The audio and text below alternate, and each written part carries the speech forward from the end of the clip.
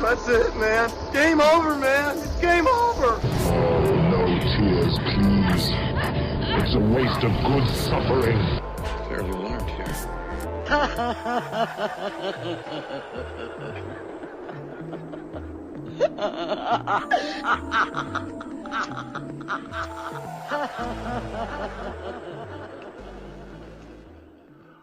Welcome to MOTN Reviews. This is Masters of the Nerdiverse Reviews, where we take a look at some of the universe's most shiniest supernovas and some that are not so brightly lit. This universal MacGuffin of a podcast can be found on iTunes, Stitcher, Spreaker, SoundCloud, YouTube, iHeartRadio, and Google Play. I'm, of course, your intergalactic bounty hunter known as Mike G. And with me, as always, is the slayer of the Sarlacc himself, Brian. What's going on? Yo, what up? Glad to be back. Thank you for having me. It seems we're going to be talking one of my favorite things in the world today. It's the Star Wars, the intergalactic rebuttals, dude. We're going to be talking the Wars of the Stars. Yeah, man. And you know what? I'm here for it. The galactic skirmish, my man. It's fantastic. It's like you woke up and you were like, I'm gonna do Brian a favor. I'm gonna put him on mic with Star Wars. Thank you. Yeah, man, this is gonna be its own Death Star, all into itself. The one hitter quitter, man. So with that, and when you say Star Wars, we could literally be talking about anything. You know what I mean? We could be talking about the Christmas special.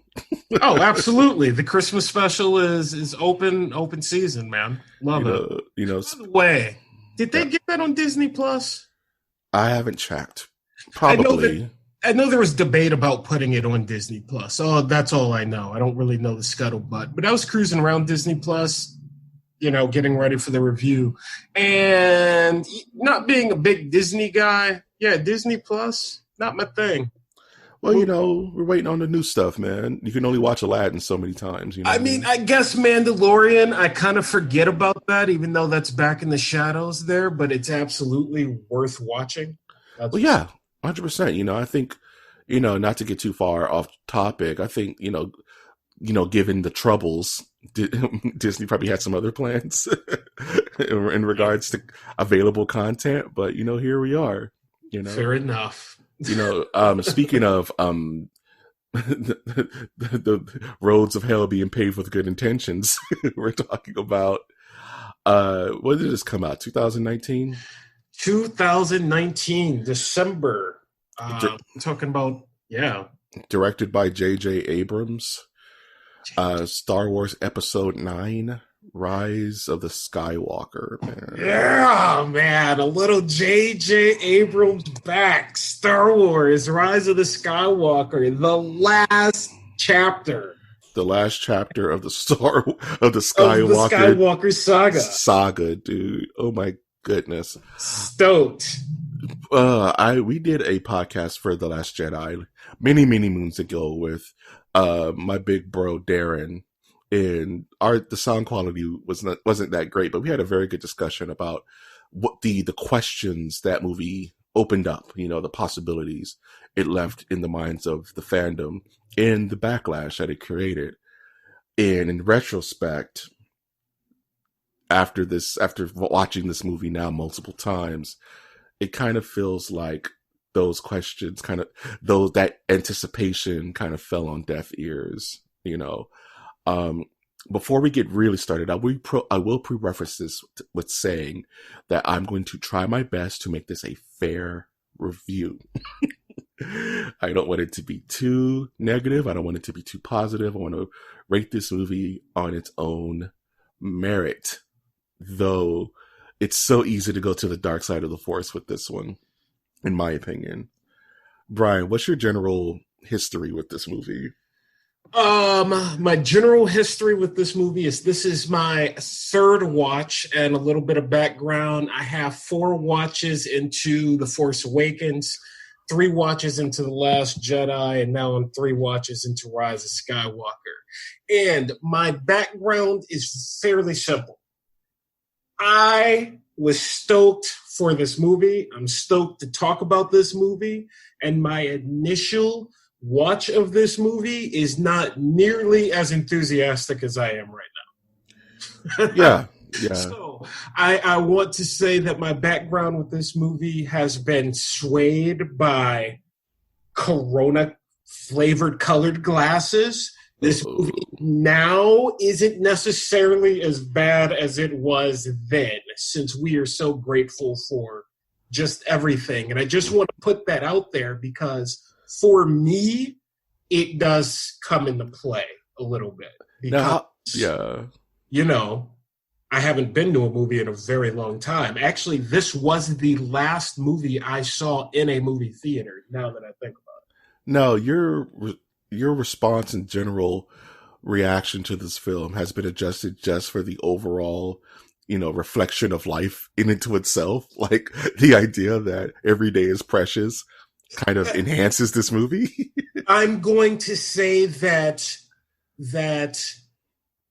it's not as bad as it was because yes, maybe things are a tad bit more precious. Maybe we recognize a tad bit more of the effort and work that goes into things, or at least I do. 2020 has been a beast, and you think about December 2019, that was a really fun time. Yeah. So we're like going to see Rise of Skywalker, and you think about the anticipation. I mean, have you been anticipating anything? With this movie, because and it's funny, this movie, and I wanted to mention this, has kind of the end game effect where your imagination will create a movie that this movie can never be as good as in your head. You know what I mean? Because of all the stakes that are tied to it, it was never going to reach your own expectation of performance, right? This is the end of the Skywalker saga, a saga that spanned my father's generation and my generation, with the love of Star Wars. And it's like, what do you expect? Right? Like and did this movie meet that expectation? And like you said, on first viewing, it's a hard no. Hard no on first viewing. Hard no. And I'm gonna say Last of the Jedi, same type of gut reaction. Not as hard of a no. Hard no for this because parts of it weren't well made.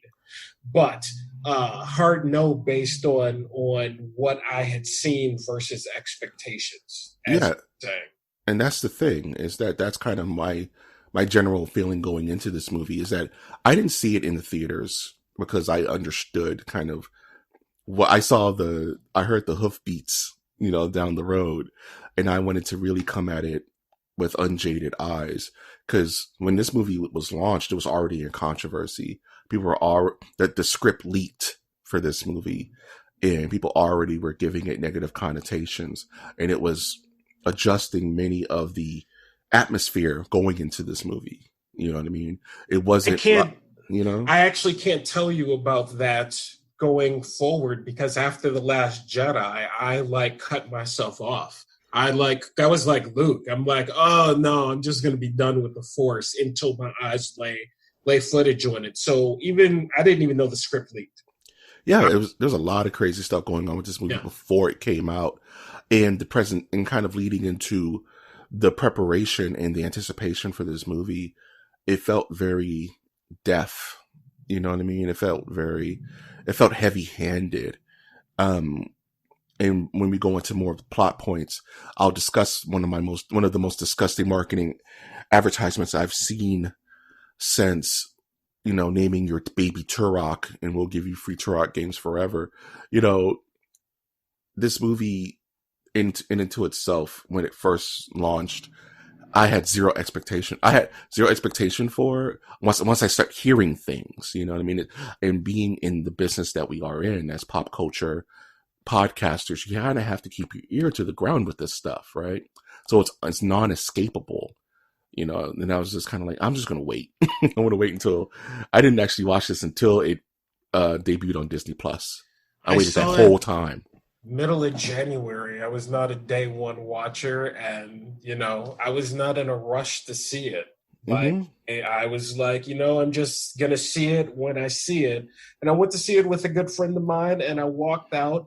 And I'm just gonna be honest, because my feelings then and my feelings now are very different about the movie. Mm-hmm. And when I walked out, I looked at him and I said, I don't think I can call Star Wars my favorite thing anymore. It's kind of that thing. I felt the same way about Endgame, and my family made a big thing about Endgame. My entire family went to go see it. My grandmother, all my immediate cousins. It was like 10 of us, and I'm the comic book guy of the family, and the rest of them seemed to like it. They seemed to enjoy it, and I didn't. I was so conflicted about that movie, and I remember when this started coming around, I was like, the main crux of me not seeing it immediately was that I didn't want to feel like that again. It was an ugly feeling. I'm sitting in a Red Robin's looking into my soda. And I'm just like in deep morose. Like I am in pure dread. And the rest of my family having a good time eating. I'm like playing with my food. Like, you all right? Like, that movie didn't sit well with me, man. It just didn't. I don't know what it is. I got to think about it. And I was like, I'm in no rush to feel like that again. So I didn't rush to see this.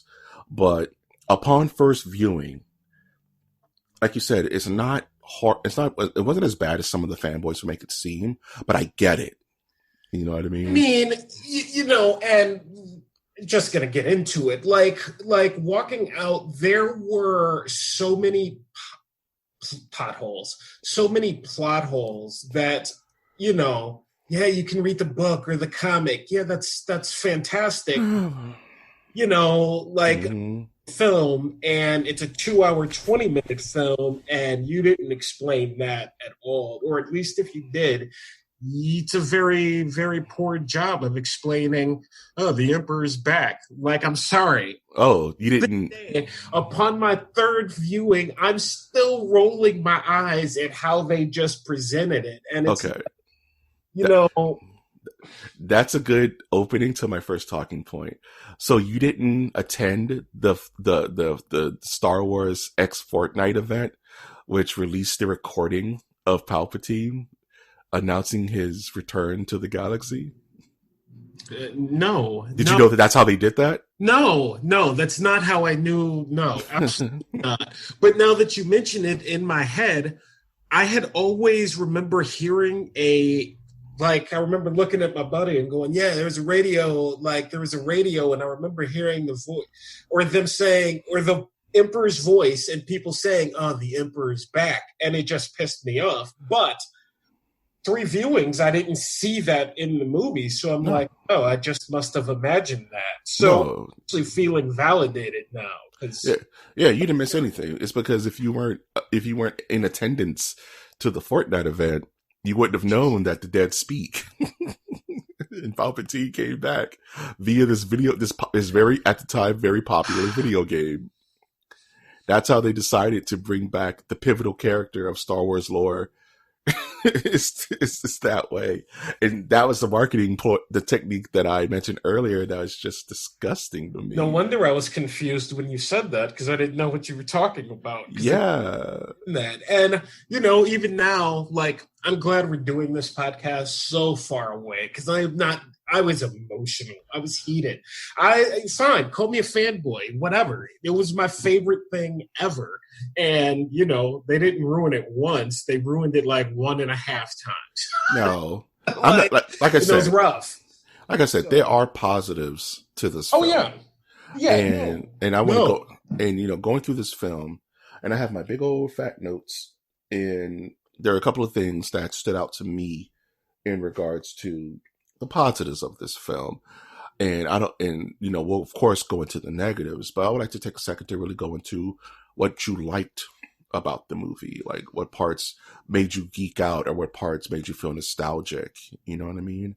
Very simple. Upon my second and third viewing, and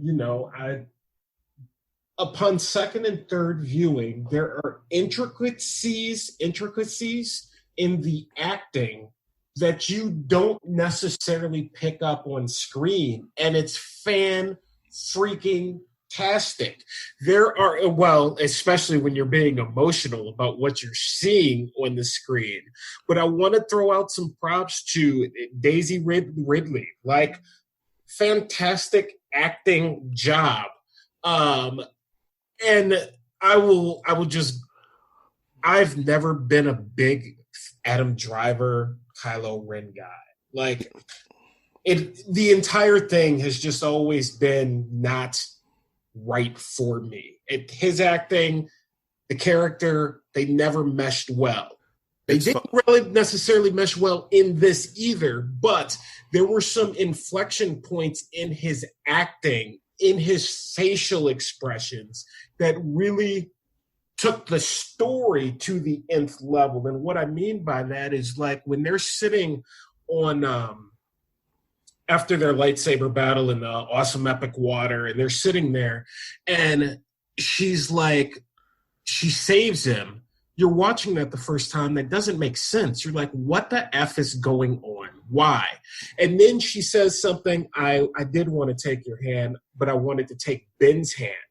And you don't catch that upon first viewing. You don't catch that upon second viewing.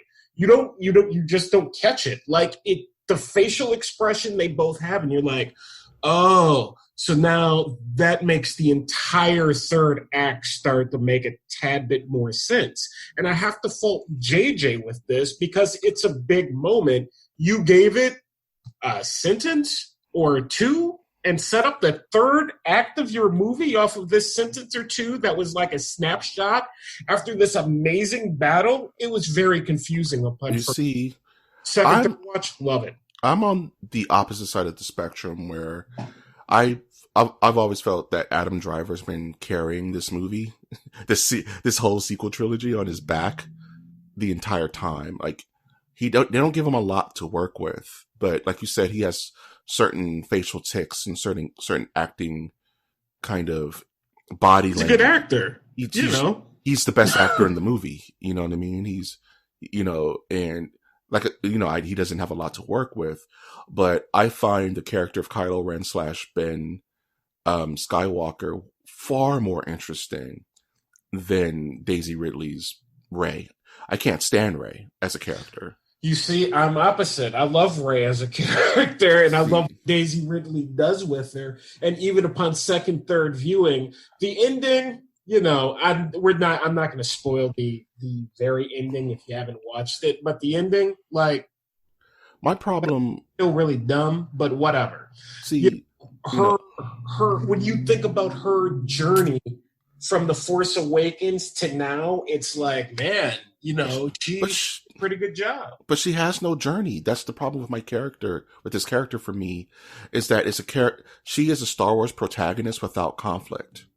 She's a Star Wars protagonist without growth. She's been all alone. And I was thinking about this last night. She's been all alone. Think about it. You go back to the Clone Wars. Ben had Yoda, Qui-Gon, whatever.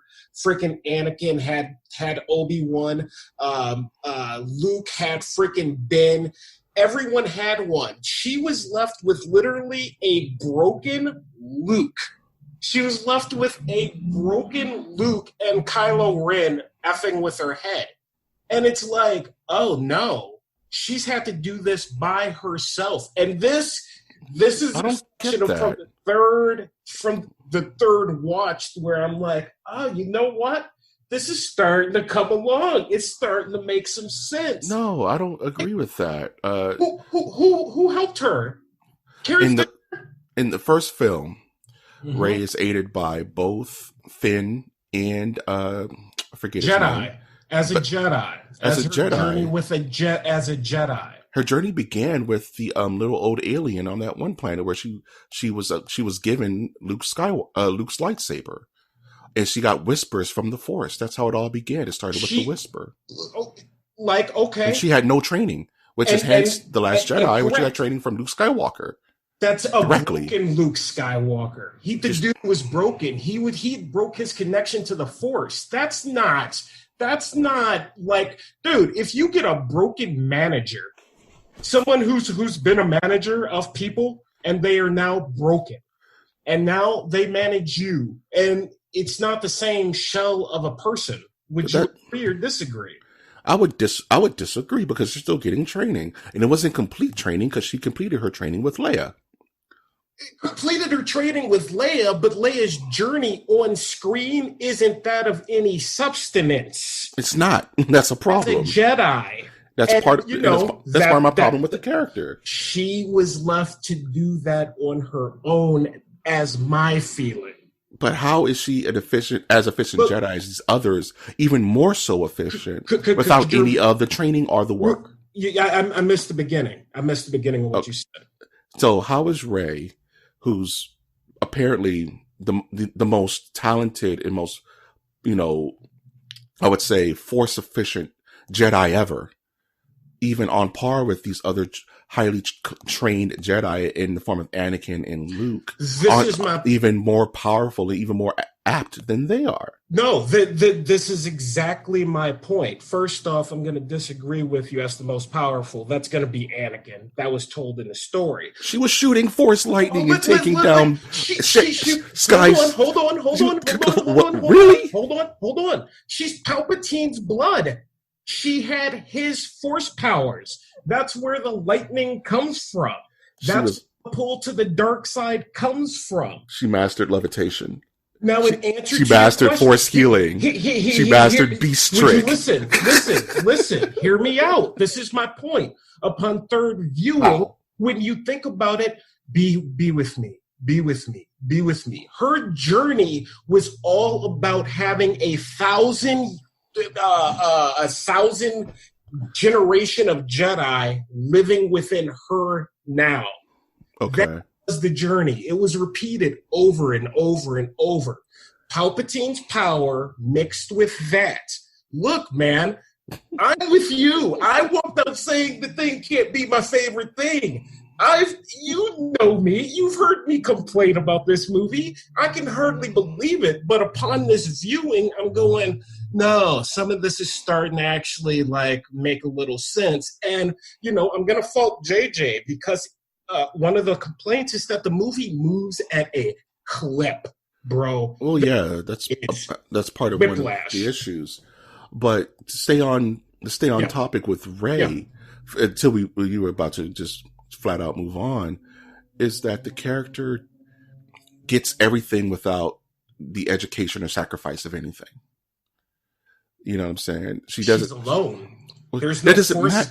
She's not alone. She's like you just said, she had the force of 1,000 Jedi behind her. Correct, but that's not alone. She did not have. Oh man, why didn't Ben tell me? Oh, sometimes things aren't your perception. She didn't have Yoda. She had Leia. She had broken Luke and General. You keep saying broken Luke, but we see full training montages on the planet. Dude. He was training her properly. Broken Luke. He wasn't training her. Okay. If he wasn't broken Luke, why'd they make a point to show in the third film him lifting his freaking X-Wing out with the big music? Ta-da! Yes, he finally reached his journey after he dead. Don't get me started on what they did with Luke. They did Luke dirty. All types of dirty.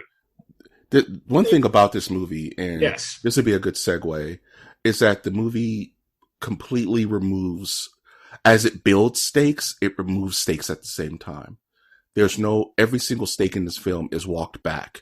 Luke's catharsis in his breaking of the faith of the Jedi as a faith is completely walked back.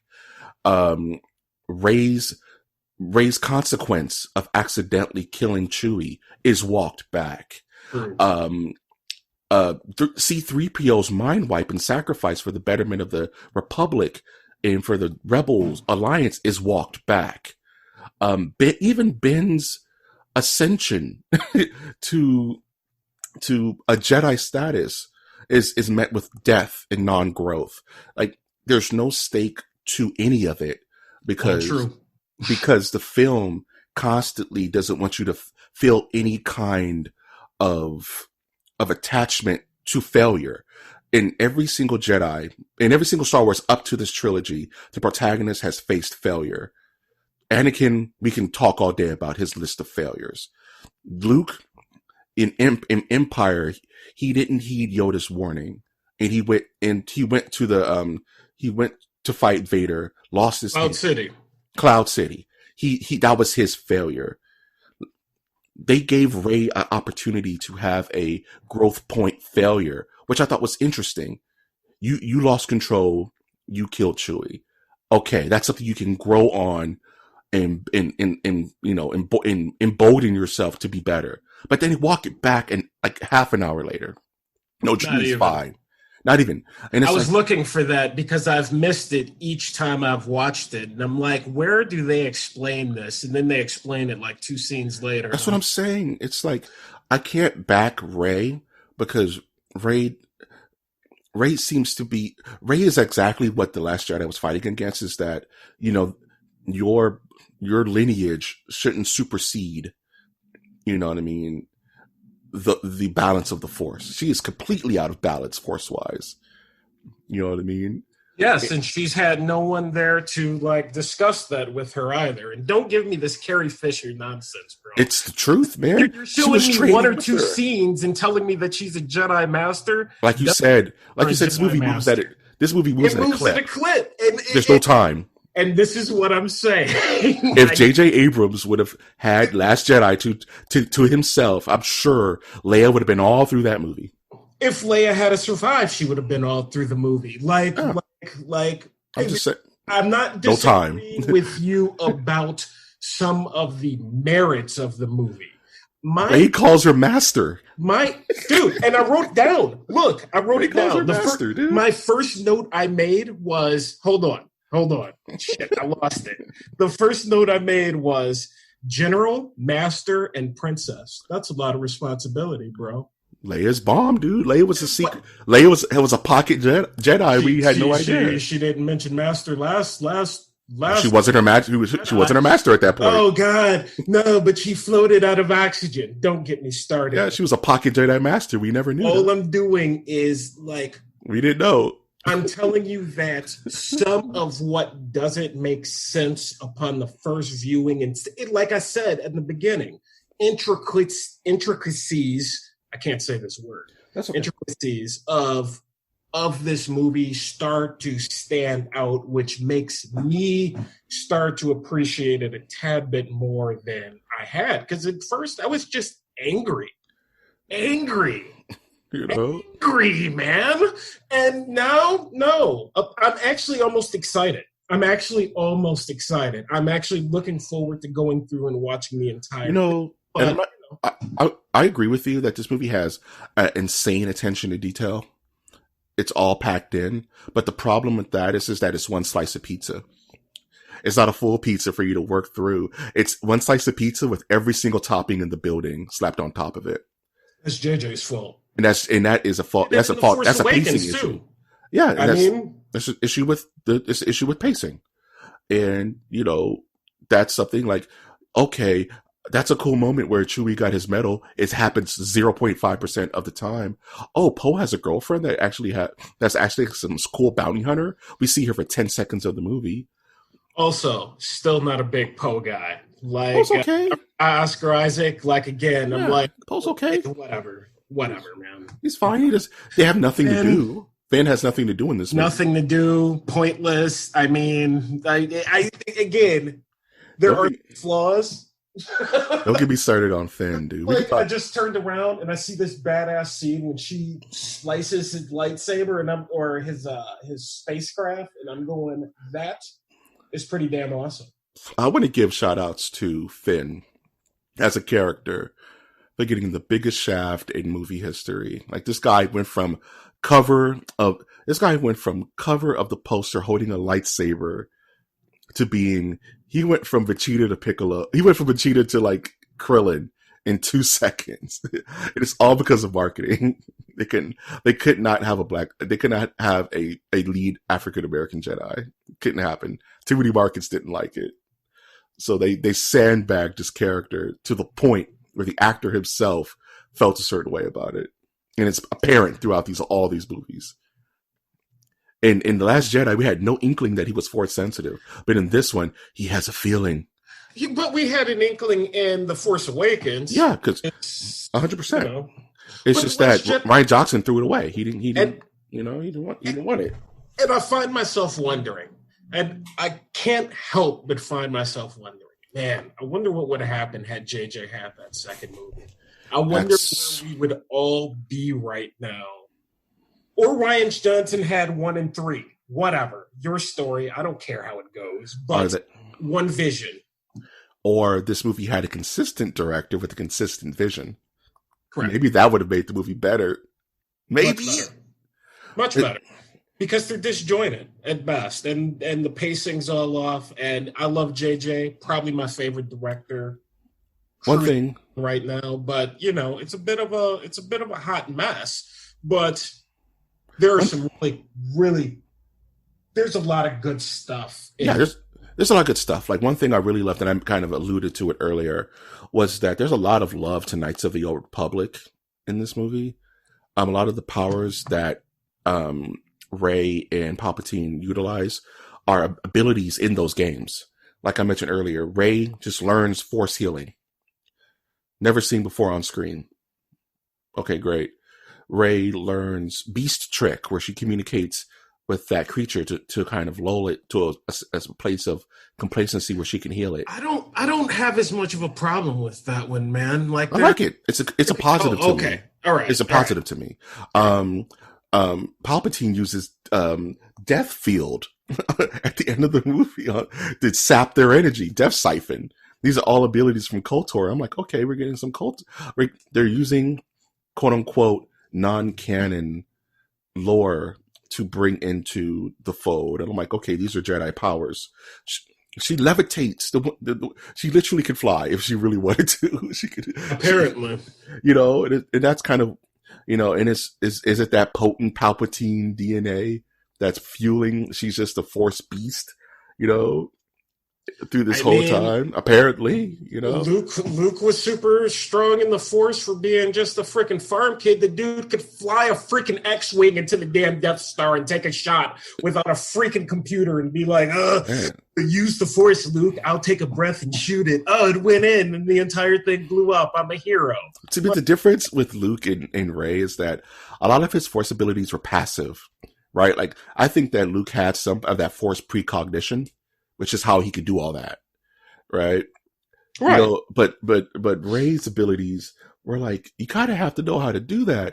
And there's even between her and Ben having the Force teleportation, where they can transfer items from across the galaxy to each other. That came. That's insane, dude. Their duality. That is so broken. What is it? The duality in the Force. What do they call it? They called it like a schism or something like that in the Force or something. I can't remember exactly. Palpatine said it a couple times. Yeah, even Rin said it. Yeah, anyway. They're duality in the Force. They're the two sides of the same coin, which is look, if you're reaching, and this is what I did. Neo and Agent Smith. The Neo and Agent Smith. It's, same side of different coins. So they were able to do some crazy stuff in the Force. I mean, both their powers started healing the Emperor. Or can we just skip over the Emperor? No, we got to talk about the Emperor, Doug. We have to talk about Palpatine. We have to talk about his weird Chancellor Snoke growth labs. We have to talk about his Sith hype men in the stands, dude. Okay. We have to talk about Exegol and how it's this ultra Sith, the super Sith planet that has 8. Cool. Exegol is a cool location. It is cool. I would like to think that if you were a Sith Emperor or Empress, you would chill in Exegol and be like, yeah, this is awesome, man. But where did he get the 5 billion Ultra Star Destroyers? The Ultra Star Destroyers and the Gladiator Pit and the Game of Thrones chair. Yeah, man. Upon 3rd, 4th, 5th viewing, I'm not expecting to change for me. Yeah, man. Like, Unnecessary. you need it's like, the joke in Clerks where they have to hire private contractors to rebuild the second Death Star. Yeah, It's the same thing. Like, you need dudes to make those, man. You know what I'm saying? Like, they can't just appear through the Force, man. I mean, he It doesn't just make any sense. raised them out of the ground. I guess there's been a bunch of Death Stars that have fallen and just raised them all up. And, I made a note that the Sith Wayfinder looks a whole lot like a Sith holocron. You know about holocrons? Absolutely. Why didn't they just call it a holocron? I thought that they were just naming it something else. Just so they didn't have to pay attention to the old school canon. Kind of. I guess it could have been. Yeah, it was called something else because in my mind it's a holocron because that's what a holocron is. Now I have a crazy fanboy idea that I want to pass your way. See what you think about it. Based upon solely the movies, do you think the Sith exist outside of Palpatine? Based solely on the movies, do you think he made Darth Plague, the lessons of Darth Plagueis, all those things? Do you think he just made all that up? No, they were just him? Based outside the canon? Yeah, just on the movies. Just from episode 1 to episode 9. Does the Sith exist Sith outside of Palpatine? Yeah. Outside of Palpatine. There's freaking 5,000 of them just chanting back and forth. We're in Exegol. But what about the rule of 2? Don't ask me, man. Hey. That's what I'm saying. Like, based upon the rule of 2, is not supposed to be? Is Palpatine lying? You're saying based on the rule of 2, does Exegol even supposed to exist? Are those guys Sith? Are they trained in the Force? Do they all have lightsabers? We don't know. No? What are they? Just random people living in Sith Exegol? Are they thousands of Snoke clones? I don't know. You know what I mean? These are the questions, Doug. These are things I've had to let go. You had to let go, dude. I've had to let it go because how they explained the Emperor, not a big fan of. How they explained... They didn't explain it. That's the problem. Emperor. Well, they did. He was cloned. That's the deal. He was cloned. And it's in the canon. It came out in the Star Wars Encyclopedia. They literally had a paragraph about it that said, oh, yeah, well, those people in the stands, the Sith people, they went, found his body, and then brought him to Exegol, and then put him in the regeneration pits and regenerating him. And they put that in the paragraph. And a lot of people are not happy. I have a weird kind of feathered dinosaurs not being in Jurassic Park kind of cloning question is, Vader throws Palpatine into the giant shaft and he super explodes, right? Mm-hmm. If you were to clone yourself, why wouldn't you clone a younger version of yourself? Why would you clone the jacked up, old, decrepit version? Because they used his body. That's what I'm saying. But they used his DNA to clone him. Couldn't they just clone a 25-year-old Palpatine? Hey, man. Why would you clone yourself all jacked up and old and grizzled unless that's the same body? You're going to have to go back to the Clone Wars and figure out all that stuff. I'm sure that there was a problem with the DNA transfer, and that's why they don't try to do it anymore, I guess. I don't know answers to these questions. I'm preaching to the choir here. I know I am. These are just plot holes that I find irreparable. Supporting cast in this, you have all your favorites. Billy D. Williams is awoken from his cryo sleep. I was glad to see him. Each time I see him, It's as forced as it is. It works. You got to. I'll take it. Seeing Carrie Fisher on screen was jarring. I can't say it wasn't. Given circumstance. Seeing characters really underutilized, like Rose, was completely buried in this movie. I said my piece about Finn. I think they could have done more with Poe. The lack of any kind of love interest is weird, man. I'm good with it. We can skip it. It's fine. Okay. It's a Star Wars thing, though. Honestly, no, screw the Star Wars thing. It's terrible in the first trilogy. The second trilogy, Han and frickin' Leia rocked. So I'm that's saying they couldn't even the try. third one. We can just skip it, man. They did try. They tried with Finn and Rose. Then they tried with Finn and Rey. Then they tried with Ben and Ray. Ben. Oh God. The worst part of the movie is I got them up and kissing. walked out. I got up and walked out. I'm not even joking. She is repulsed by this man for the entire trilogy, but now she gives him a deep, soulful kiss, a kiss goodbye. Like, I was 2 seconds from going like full French, and I'm like, where is this coming from? Where? I got up where? in the theater and walked out. I was like, why is this here? Who is this catering to? Anybody who's been watching these movies is not catering to them. Because they understand that Ray has hated this man's guts from the first time she's seen him. And I don't have the notes because I doesn't make sense. You know, and I probably should have went and got some of JJ's quotes defending his choices because, you know, I'm kind of beating him up here. But yeah, he said something like, oh, well, it had to do with their duality in the Force. What? Yeah, they were. Yeah, hold on. I'm looking for it. Would that make them more like siblings than lovers? Yeah. You know, like it would be more of like a brother and sister kinship rather than making out. You know, what? A kiss of. No, that can't be it because he explained it. Go look for it. It's not romantic. It's because of their duality in the Force. There's just a lot of emotion that's going on there. It was almost uncontrollable. Okay, I'm gonna give you a hot take, and I want your gut reaction to it. Right. Was the sequel trilogy a mistake? Yeah, I didn't need it. Like, not like this. Did it add anything to the lore? I will take what it added to the lore. Did it elevate? Did it prop the series for a shining forward direction?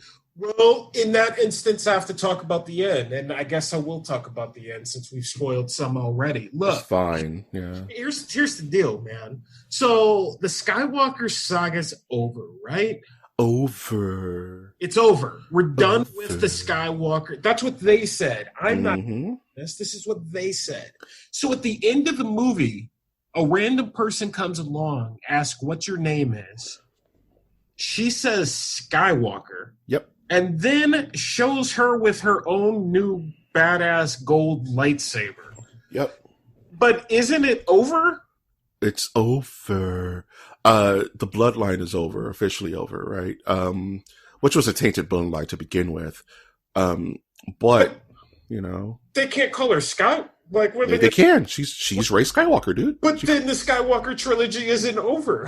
The Skywalker lineage still lives on. You see how they could have their cake and eat it too?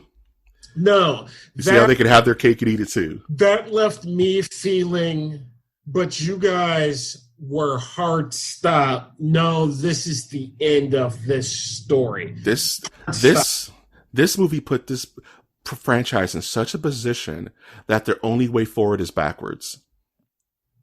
Right?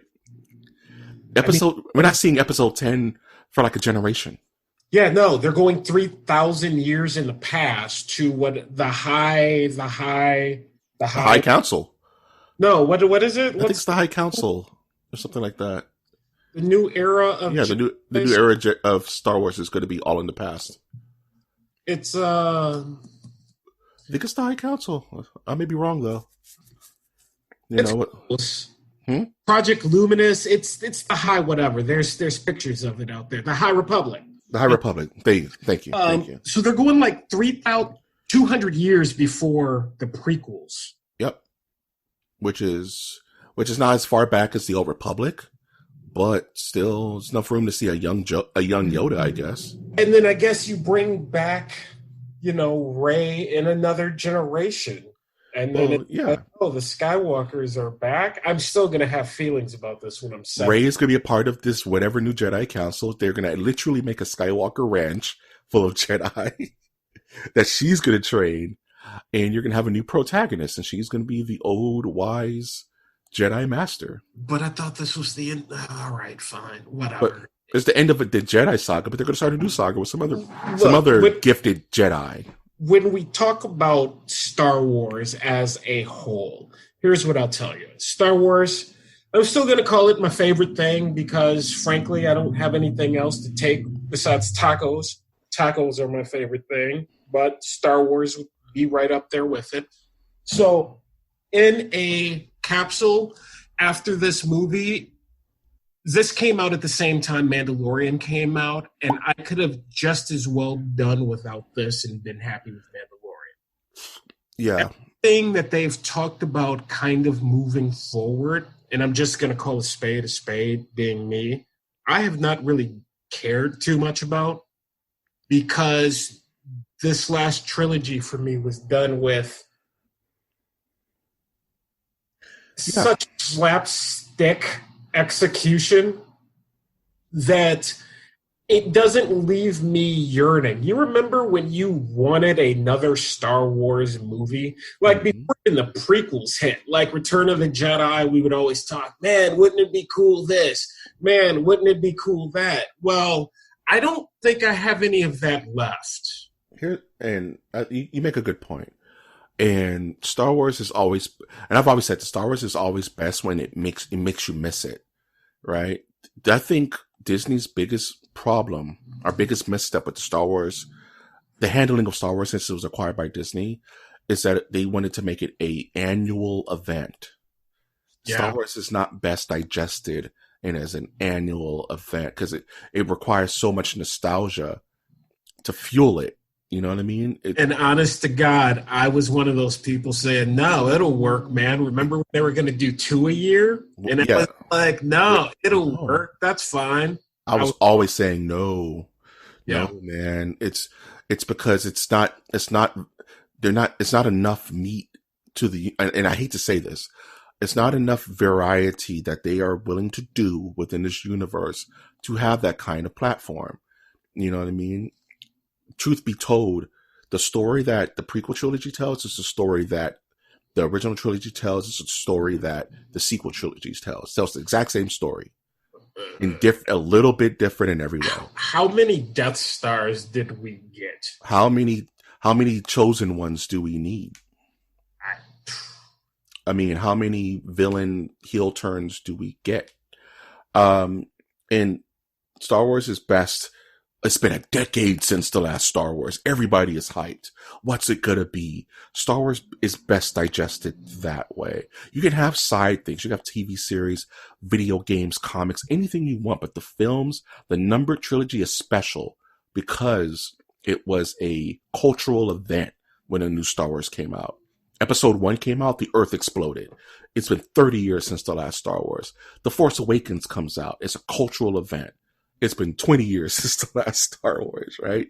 Mm-hmm. But when you start force feeding us the same story over and over and over, it loses that magic. Even with the same elements, like the same timing. That's what I'm saying. It's the same beats. It's the same story beats. It's the same. It's nostalgia. Poe and Han, like their timing, I couldn't get it out of my head, and I'm like, why is Poe's timing the same as Han's timing? That wasn't necessary. You know what I mean? It wasn't a necessary choice. And the thing is, it's like nostalgia is like a rubber band. You can only stretch it so far before it snaps back at you. And what happened with this series and where it stands now is the rubber band snapped. And Disney does not know what to do with it. So so now they're saying, you know what? We're not going to move forward. We can't move forward right now. We're going to take a step back where things are so removed that we're going to get a truckload of young, intrepid, content creators, directors, writers to do whatever you want. And whatever sticks is what we're going to move forward with. I will say that Mandalorian so far, I mean, trust me, they can jack up season 2.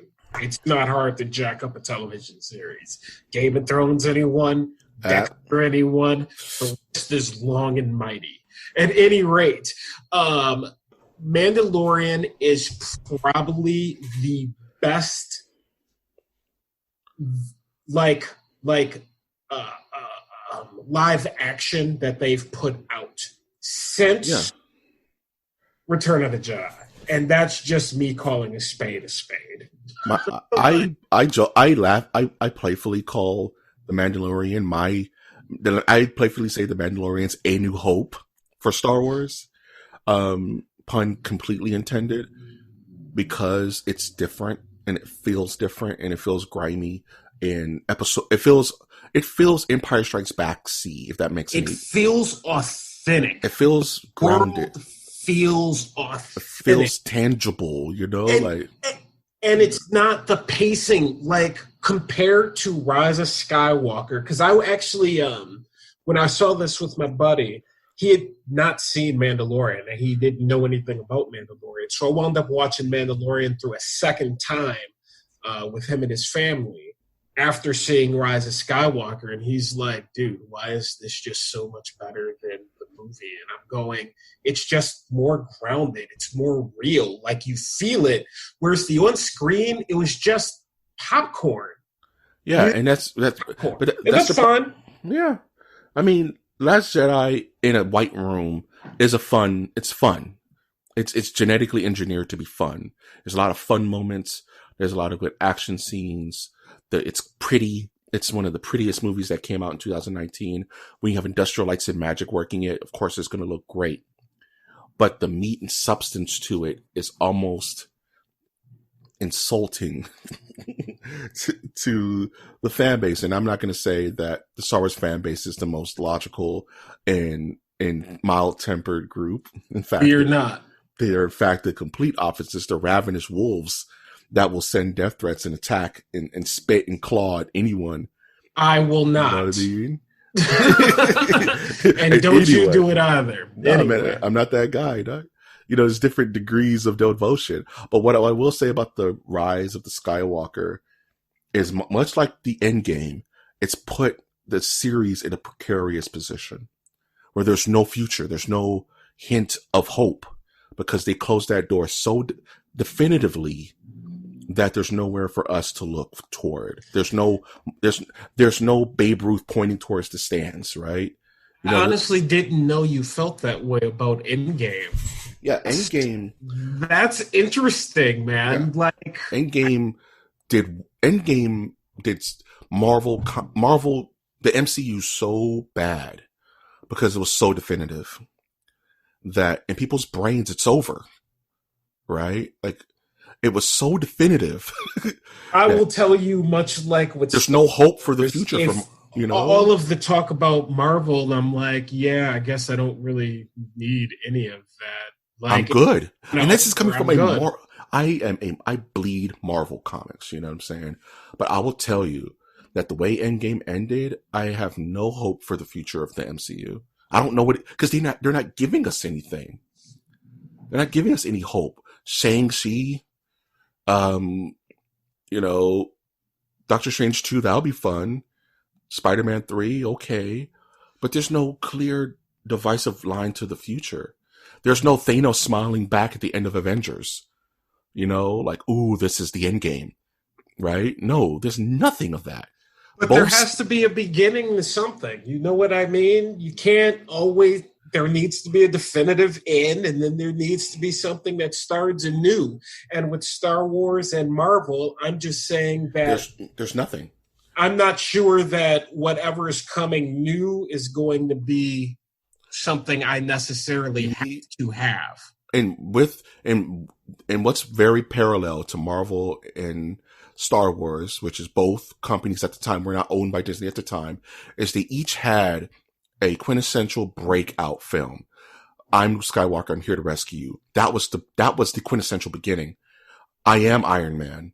That was the quintessential beginning that sparked the future.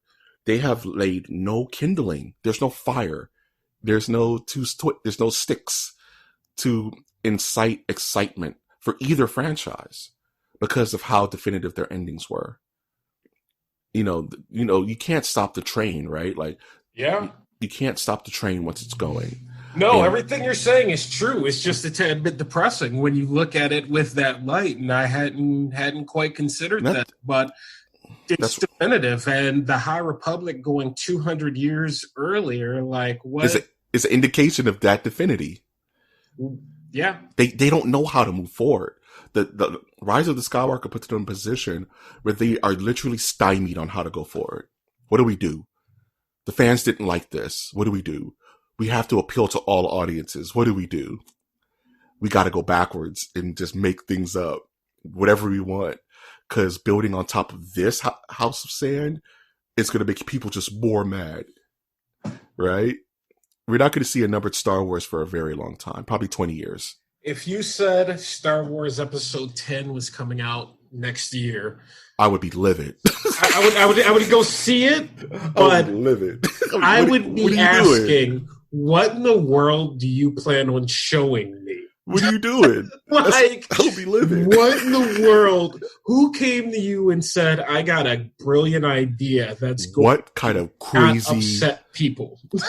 What finger of God level script is that? Where it's like, okay, this is the best script I've read in my entire life.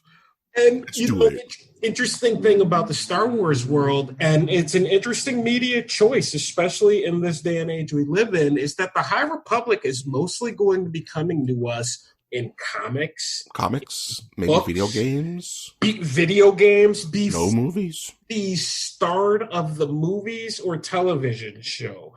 As far as I know, the Obi-Wan show still happening. Yep. Question mark there. Question mark. And it's like, so you're putting the beginning of your new era in a medium that the mass population generally doesn't use. And I'm just calling it out. Film is dead? Question mark? No, a lot of people film is dead? Yeah. Film is dead? Question mark. Like if I was going to start a new series or a new era, it'd definitely be on a Disney Plus or a Netflix, something low budget. Get it started, that type of thing, or go high budget, whatever you want to do with it, but make it accessible. Can you imagine? How much is a comic? You're a comic buyer. How much is a comic book? Like $4 or $5. So you want me to go spend $4 or $5 on approximately how long of a comic book? They're not looking to launch this via comic. That's the thing. Comics are going to be side issues, things like that. They want it to be in a visual media. Now, would that visual media be via film, given the current climate we are in now, given that no one's been in the theater for about 4 or 5 months?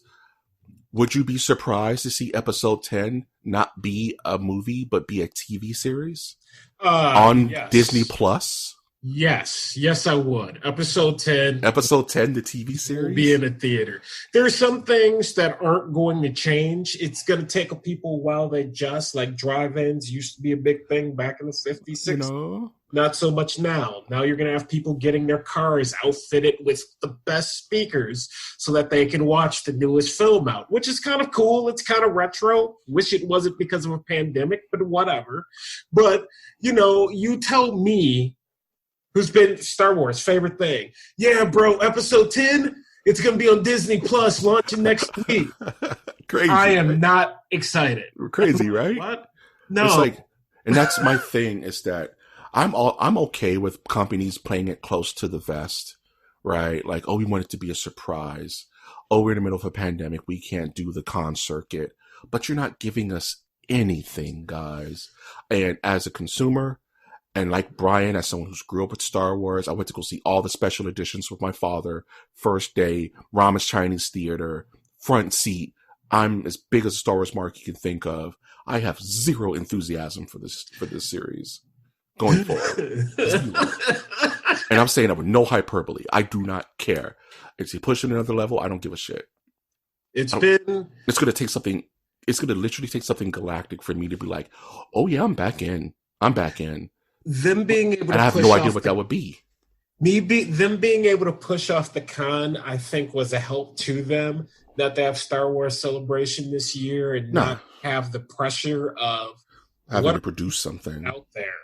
Because honestly, even Mandalorian Season 2, I want to see it because they're going to dive into some cool stuff. But it's like, if you wanted to table everything Star Wars related, I'm good with it. You have an idea. You know what I mean? That's what I'm saying. It would have to be a killer script. It would have to be a killer script, like the best script ever written. Like you said, if they said Episode 10, 2022, I would be livid. I would be like, what are you guys doing? you're not learning anything. You're not learning No. anything. Who's directing it? Who's starring in it? Is it a completely new generation? It has to be, right?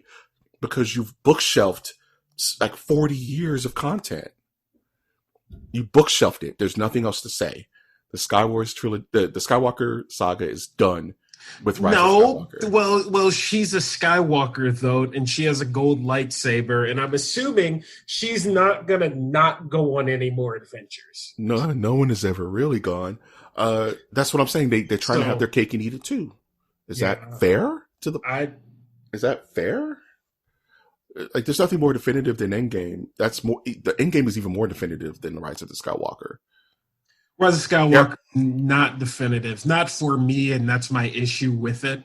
Is they said it was the end, and that's what I was expecting to see. Rey didn't have to die, but she didn't necessarily have to get a new lightsaber either. That being said, we have to rate this movie. Mm-hmm. You know, Brian, based on our full conversation, we didn't divulge every single thing about this movie. If you want to base your own opinion, it is on Disney Plus. Go watch it, go rent it, check it out, form your own opinion. But what would you rate this film from 0 to 5 Sith Wayfinders? What would you rate this film? Solid 3. Ooh, Solid 3 out of 5. It is a movie that, if you're looking to have a good time with and watch, great. If you're not attached to the Star Wars, if things don't necessarily have to make sense to you, you should enjoy this movie. But if you're looking for the details and the connecting pieces, yeah, it's a 3, man. If that. It's funny. I'm kind of mentally mapping this episode as we're talking about it. So I've kind of been thinking about my rating, and it's a 3. It's a 3 out of 5. There are some, like I said, I didn't want to make this a complete poo-poo thon, even though it kind of sounds that way. But there are a lot of positive things about this movie. Some of the screen selection and cinematography is beautiful. Of course, the graphics are amazing. Fight scenes are well choreographed, even though Rey just seems to be swinging her lightsaber randomly. Anyway, there's no finesse to it. Whatever. See, I wasn't trained, bro. Trained. Trained by Leia. I'm just regurgitating stuff now. Whatever. And when did you see Leia with a lightsaber besides 2 seconds when she said, I can't be a freaking Jedi anymore? When did before the prequels, when did you see Yoda with a lightsaber? I mean, you at least saw him, and he was good because he's Yoda. Well, you can't say that. That's not fair. Anyway, it is fair. Anyway, it is fair. It's because not he's a human, and he's a little green alien that we know nothing about. It is fair. Anyway, moving on. It's a 3.5. I totally disagree with that, but we'll be here all day. So it seems like our general consensus is that Star Wars Episode 9, Rise of the Skywalker, is a definitive 3.5 Sith holocrons out of 5. A three Sith holocrons out of 5.